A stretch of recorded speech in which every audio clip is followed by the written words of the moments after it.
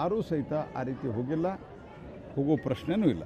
Sir, ನೀವು ಮೊನ್ನೆ press meet ಮಾಡಿದ್ಮೇಲೆ ಆದೇಶವನ್ನು ಅಧಿಕೃತವಾಗಿ ರಿಲೀಸ್ ಮಾಡಿ ನಾನು ಅದರದ್ದು ಪೂರ್ತಿ ಮಾಹಿತಿಯನ್ನೀಗ ನಾನು ಶಿಗ್ಗಾಂವ್ ಹೊಂಟೀನಿ. ಅಲ್ಲೇ ಜಿಲ್ಲಾ ಮಟ್ಟದ ಪ್ರೆಸ್ ಮೀಟ್ ಇದೆ, ಅಲ್ಲಿ ಮಾತಾಡ್ತೇನೆ. ಯಾಕಂದರೆ ಎಲ್ಲ ನೀವು ಅಲ್ಲೇ ಹೇಳಿ ಬಂದ್ರೆ ಬಂದು ನಾವು ಮತ್ತೇನು ಹೇಳ್ಬೇಕಂತಾರೆ ಅವ್ರು. ಇಕ್ಬಾಲ್ ಅನ್ಸಾರಿ ಅವರು ಮಾತಾಡಿದ್ದಾರೆ, ಮುಸ್ಲಿಮರಿಗೆ ಸಿದ್ದರಾಮಯ್ಯನವರು ಮಾತ್ರ ನಾಯಕ, ಅವ್ರು ಹೋದ್ಮೇಲೆ ನಮ್ಗೆ ಚೊಂಬೆ ಗತಿ ಅಂತ. ಅವ್ರು ಇರೋ ಮಟ್ಟ ಏನು ಬೇಕಾದರೂ ಮಾಡ್ಕೊಳ್ಳಿ ನೀವು.